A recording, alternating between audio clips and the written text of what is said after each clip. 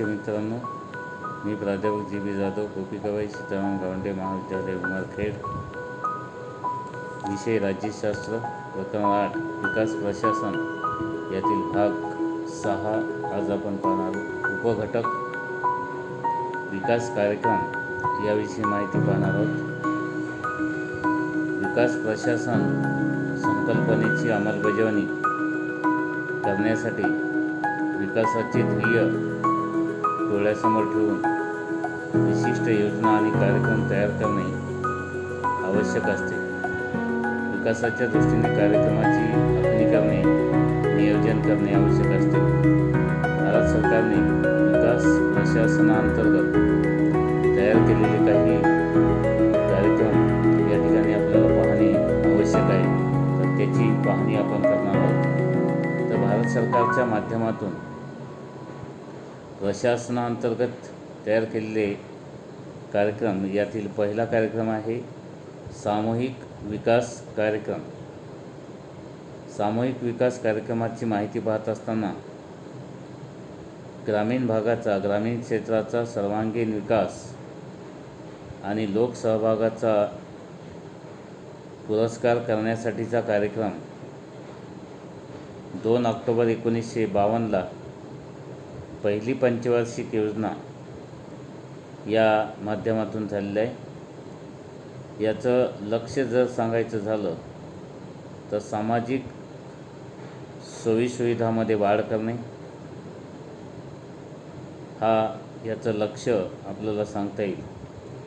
उद्देश सामूहिक विकास कार्यक्रमाच्या बाबतीमध्ये पाहत असताना ग्रामीण भागातील कृषी, पशुपालन, ग्रामोद्योग, आरोग्य, उपचार व बालकल्याण इत्यादी क्षेत्रातील व्यक्तीच्या जीवनस्तरामध्ये वाढ करणे हा कार्यक्रम ग्रामीण विकास सेवेचं अंग म्हणून मानण्यात आलेला आहे.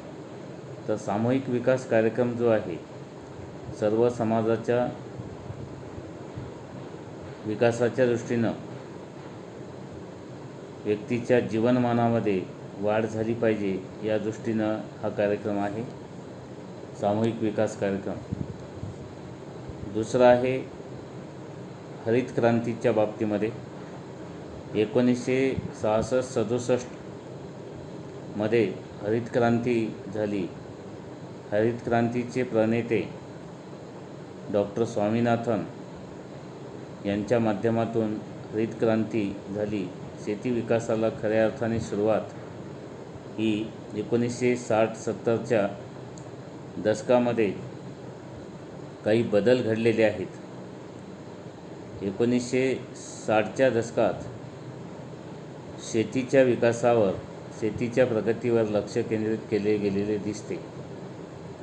या काळात भारतामध्ये हरित क्रांती झाली, हरित क्रांती घडली.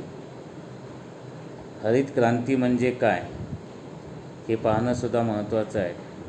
तर हरित क्रांती म्हणजे जास्त उत्पन्न देणाऱ्या जातींच्या बियाण्याचा विकास करणे, कृत्रिम खताचे व कीटकनाशकाचे वितरण, तसेच सिंचनाच्या पद्धतीचा विस्तार म्हणजे हरित क्रांती होय. तर बी बियाण्याचा विकास झाला पाहिजे. कृत्रिम खते, मानवनिर्मित खते आणि कीटकनाशकं यांचा विस्तार आणि सिंचनाच्या नवनवीन पद्धतीचा विस्तार हा होणे म्हणजे हरित क्रांती होय. ही क्रांती 1960च्या दशकात घडली. तर या हरित क्रांतीचं उद्दिष्ट होतं कृषी उत्पादनात वाढ करून भारताला अन्नधान्याच्या बाबतीमध्ये स्वयंपूर्ण करणे असे या हरित क्रांतीचं उद्दिष्ट सांगता येईल. कृषी उत्पादनामध्ये वाढ झाली पाहिजे आणि अन्नधान्याची जी टंचाई आहे, अन्नधान्याच्या बाबतीमध्ये जे आयात धोरण होतं ते बदलून आयात पर्यायीकरणाचं धोरण स्वीकारलं गेलेलं आहे, ज्याला आपल्याला म्हणता येईल हरित क्रांतीच्या माध्यमातून शेती उत्पादनामध्ये वाढ होऊन अन्नधान्याच्या बाबतीमध्ये देश स्वयंपूर्ण झाला पाहिजे यासाठी याचं उद्दिष्ट आपल्याला सांगता येईल. 1975चा जलप्रदाय क्षेत्र विकास कार्यक्रम हा सुद्धा सिंचन क्षमतेचा योग्य उपयोग करण्यासाठी 1975मध्ये जलप्रदाय क्षेत्र विकास कार्यक्रम राबवण्यात आलेला आहे। याच्या माध्यमातून सिंचन क्षमता ही वाढली पाहिजे, यासाठी सिंचनाच्या सोयीमध्ये वाढ झाली पाहिजे, या दृष्टीनं हा विकास कार्यक्रम होता। यानंतर 1975च्या सालाचा विचार केला, इसवी सनाचा, तर 20 कलमी कार्यक्रम हा सांगता येऊ शकेल। 26 जून 1975 रोजी त्यावेळेसच्या पंतप्रधान इंदिरा गांधी यांचं काँग्रेसचं सरकार होतं। इंदिरा गांधी सरकारने पहिले 20 कलमी कार्यक्रम सुरू केलेला होता। लोकांच्या, विशेषतः दारिद्र्य रेषेखालील लोकांच्या राहणीमानाच्या दर्जामध्ये सुधारणा करणे हा त्यामागील उद्देश होता। 1975, 1982, 1986 आणि 2006मध्ये या कार्यक्रमाची पुनर्रचना करण्यात आली। तर 20 कलमी कार्यक्रमाच्या बाबतीमध्ये सांगत असताना 20 कलमे कोणती आहेत ती आपल्याला या ठिकाणी पाहायचे आहे। पहिलं सांगता येईल गरिबी हटाव, गरिबी दूर करणे या बाबतीमध्ये आहे। दुसरा आहे जनशक्ती, तिसरा आहे विकास मित्र, चौथा आहे श्रमिक कल्याण, 5 सर्वांसाठी घरं, 6 स्वच्छ पेयजल, स्वच्छ पाणी पिण्याचं उपलब्ध करून देणे, 7 आहे खाद्य सुरक्षा, 8 आहे सर्वांसाठी आरोग्य, 9 आहे सर्वांसाठी शिक्षण, तसेच अनुसूचित जाती, अनुसूचित जमाती, इतर मागासवर्गीय आणि अल्पसंख्याक कल्याण हे 10वा नंबर आहे। 11 नंबर आहे महिला कल्याण, 12 आहे बाल कल्याण, 13 आहे युवा विकास, 14 आहे झोपडपट्टी सुधार, 15 आहे पर्यावरण संरक्षण व वनवृद्धी, 16 आहे सामाजिक सुधार, 17 आहे ग्रामीण सडक सुधारणा, 18 आहे ग्रामीण ऊर्जा, 19 आहे मागास भागाचा विकास आणि 20 आहे ई शासन। तर अशा प्रकारचे 1975 साली इंदिरा गांधीचे सरकार असताना 20 कलमी कार्यक्रम राबवण्यात आला, ज्यामध्ये आपण पाहिलेले 20 कलमं ही याप्रमाणे होती। यानंतर 1980 साली एकात्मिक ग्रामीण विकास कार्यक्रम या योजनेची सुरुवात 2 ऑक्टोबर महात्मा गांधी जयंतीपासून 1980 पासून झालेली आहे। 6वी पंचवार्षिक योजना कार्यक्रम ज्याला आपल्याला म्हणता येईल, याचं लक्ष सांगता येईल रोजगार निर्माण करणे। एकात्मिक ग्रामीण विकास कार्यक्रमाचं लक्ष होतं रोजगाराची निर्मिती करणे, रोजगार निर्माण करणे हे लक्ष होतं। आणि याचं उद्दिष्ट सांगता येईल एकात्मिक ग्रामीण विकास कार्यक्रमाचं ग्रामीण भागातील बेरोजगारांना रोजगाराच्या अतिरिक्त संधी उपलब्ध करण्याबरोबरच गावामध्ये स्थिर व उत्पादक साधनसामुग्री निर्माण करणे, त्यासोबतच ग्रामीण पायाभूत सुविधा मजबूत करण्यासाठी सामूहिक परिस्थिती निर्माण करणे। राष्ट्रीय ग्रामीण रोजगार कार्यक्रम केंद्र सरकार व राज्य सरकार यांच्या 50-50% भागीदारीतून लागू करण्यात आलेला आहे। इसवी सन 1989मध्ये या योजनेचे जवाहर रोजगार योजनेमध्ये विलीनीकरण करण्यात आलेले आहे।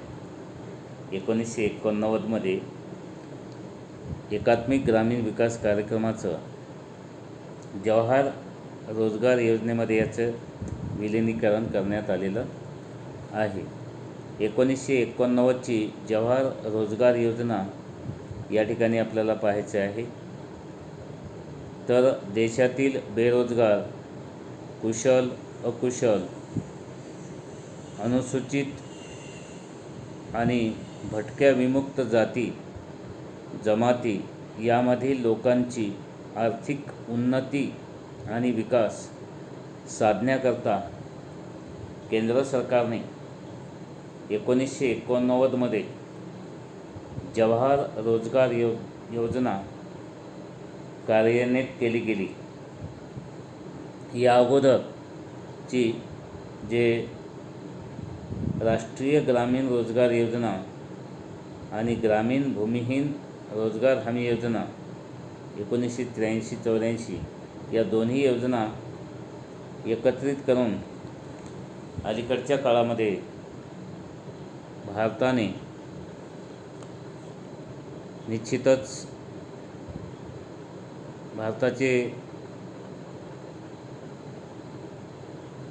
निर्माते पंडित जवाहरलाल नेहरू यांच्या जन्मशताब्दी वर्षानिमित्त भारत सरकारने 1989मध्ये जवाहर रोजगार योजना ही नवीन योजना कार्यान्वित करण्यात आलेली आपल्याला दिसून येते. यानंतर 1989च्या जवाहर रोजगार योजनेनंतर भारतामध्ये 1995मध्ये शाळेतील विद्यार्थ्यांच्या दृष्टीनं माध्यान्ह भोजन योजना सुरू केलेली आपल्याला दिसते. भारतामध्ये ही योजना 1995मध्ये राष्ट्रीय स्तरावर सुरू झालेली आपल्याला दिसून येते. देश पातळीवर ही याची सुरुवात झालेली दिसते.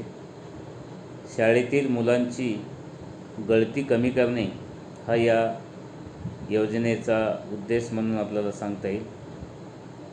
याशिवाय गळती कमी करण्यासोबतच शाळेतील विद्यार्थ्याची शाळेतील उपस्थिती वाढवणे आणि शाळेतील नव्या भरतीमध्ये वाढ करणे, शाळेमध्ये विद्यार्थी संख्यामध्ये वाढ झाली पाहिजे, यासाठी नवीन विद्यार्थी संख्या वाढली पाहिजे, यासाठी गळती कमी करणे, उपस्थिती वाढवणे आणि भरतीमध्ये वाढ करणे हे उद्दिष्ट डोळ्यासमोर ठेवून ही योजना सुरू झालेली आपल्याला दिसून येते. सुरुवातीला या योजनेअंतर्गत प्राथमिक व उच्च प्राथमिक इयत्ता 8वीपर्यंतच्या विद्यार्थ्यांना ठराविक प्रमाणामध्ये धान्य, डाळी दिल्या जात असत. मात्र 2002मधील सुप्रीम कोर्टाच्या निर्णयानुसार अन्नपदार्थाच्या ऐवजी शिजवलेले अन्न मुलांना देणे सक्तीचे झाले. या योजनेचा खर्च केंद्र सरकार आणि राज्य सरकार मिळून केला जातो. केंद्र सरकार या योजनेसाठी लागणारं धान्य, डाळी देण्याचं कार्य पार पाडत असते, तर राज्य सरकार इतर सर्व खर्च करण्याचं कार्य करत असते.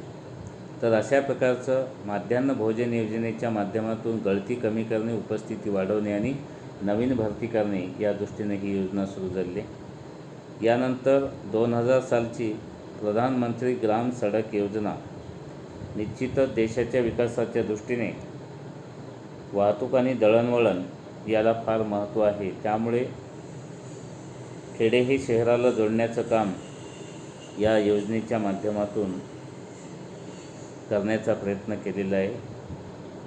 तर प्रधानमंत्री ग्राम सडक योजना 2000 साली याची सुरुवात झाली. ही योजना केंद्र सरकार पुरस्कृत असून राज्यामध्ये 2000 सालापासून ती राबवण्यात येत आहे. या योजनेची अंमलबजावणी ग्राम विकास विभागाच्या महाराष्ट्र ग्रामीण रस्ते विकास संस्थेमार्फत करण्यात येते.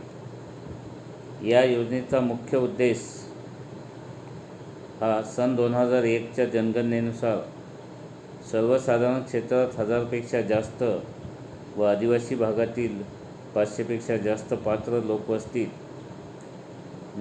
जोडलेली गावे बारमाही रस्त्याद्वारे जोडणे हा आहे. तर या ठिकाणी ग्रामीण भाग शहराला जोडण्याचं, बारमाही रस्त्याला जोडण्याचं काम या ठिकाणी केलं जात आहे. 2005 जवाहरलाल नेहरू राष्ट्रीय शहरी पुनर्निर्माण योजना ही योजना भारतीय केंद्र शासनाची नगर सुधारणेची राष्ट्रीय योजना आहे. देशातील 10 लाखापेक्षा जास्त लोकसंख्या असलेल्या शहरामधील पायाभूत नागरी सुविधा यांचा विकास करणे हे या योजनेचं उद्दिष्ट आपल्याला दिसून येते.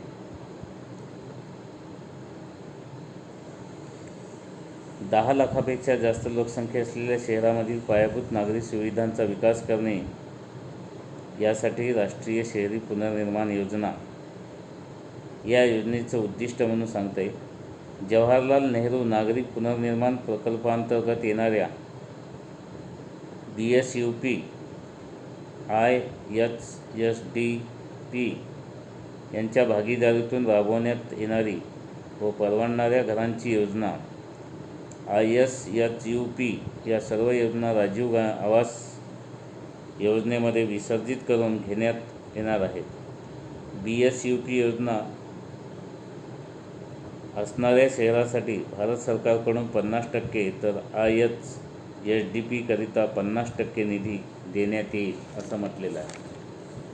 तर जवाहरलाल नेहरू राष्ट्रीय शहरी पुनर्निर्माण योजना 2005मध्ये सुरू करण्यात आली. 2005मध्ये महात्मा गांधी राष्ट्रीय ग्रामीण रोजगार हमी योजना मनरेगा ज्याला म्हणता येईल, 2005मध्ये केंद्र शासनाने संपूर्ण भारतामध्ये राष्ट्रीय ग्रामीण रोजगार हमी अधिनियम लागू केला. महात्मा गांधी राष्ट्रीय ग्रामीण रोजगार हमी योजना ज्याला आपण मनरेगा म्हणतो, या योजनेअंतर्गत केंद्र शासन प्रति कुटुंब 100 दिवसाच्या रोजगाराची हमी केंद्र सरकार देते.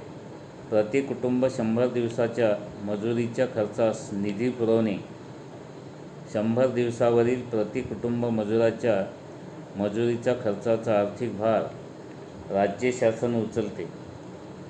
महाराष्ट्र रोजगार हमी अधिनियम 1977 पासून महाराष्ट्रात अंमलबजावणी सुरू झाली.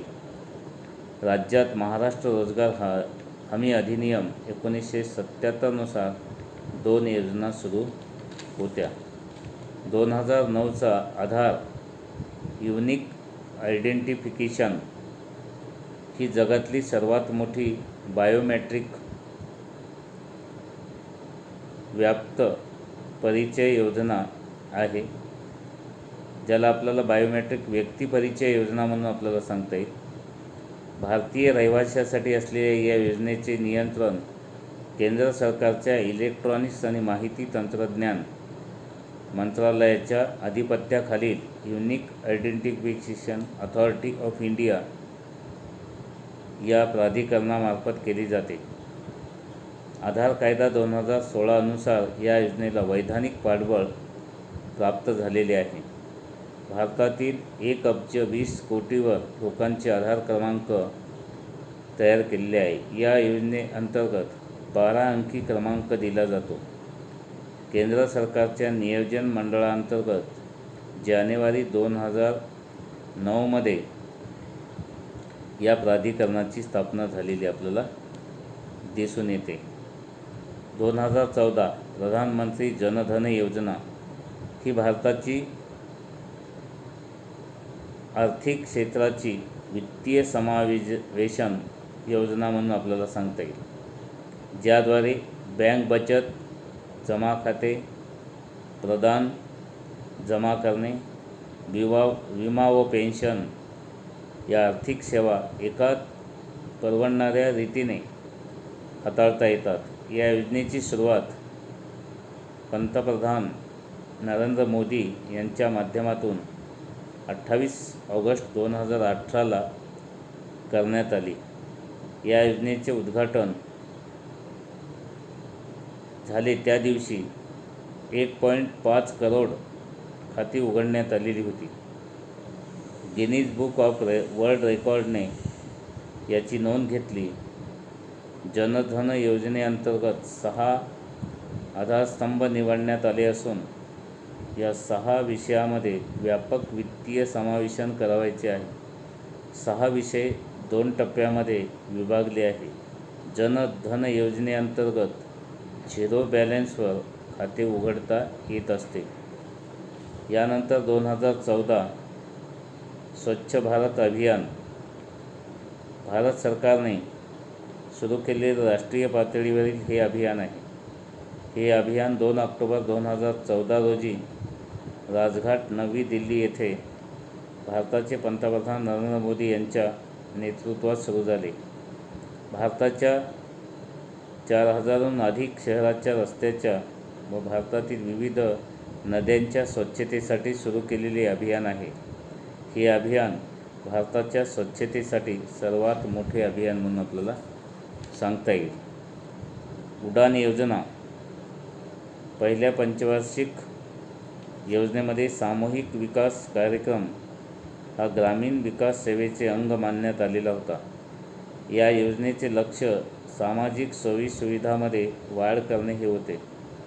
याचा उद्देश आहे ग्रामीण भागातील कृषी, पशुपालन, ग्रामोद्योग, आरोग्य व बालकल्याण इत्यादी क्षेत्रातील व्यक्तीच्या जीवनस्तरामध्ये वाढ करणे हे महत्त्वाचं उद्दिष्ट म्हणून आपल्याला सांगता येऊ शकेल. यानंतर आपल्याला सामाजिक आणि आर्थिकदृष्ट्या मागासलेल्या घटकांना या योजनांनी व कार्यक्रमांनी मदत करण्याचा प्रयत्न केलेला आहे. असे कार्यक्रम नोकरशाह व नागरिक दोघांच्याही सक्रिय सहभागाच्या माध्यमातून यशस्वी झालेले होताना दिसून येत आहेत. आज प्रशासकीय प्रक्रियेमध्ये नागरिक सक्रियपणे सहभाग घेताना दिसून येत आहे. याचे एक कारण म्हणजे माहिती तंत्रज्ञानाच्या क्रांतीमुळे ही जागृती आपल्याला झालेली दिसून येते आणि जनता जागरूक झाल्यामुळे यामध्ये सक्रिय सहभाग प्रशासनामध्ये जनतेचा वाढलेला आपल्याला दिसून येतो आणि त्यामुळेच आपल्याला हे सारं होताना दिसून येते. धन्यवाद विद्यार्थी.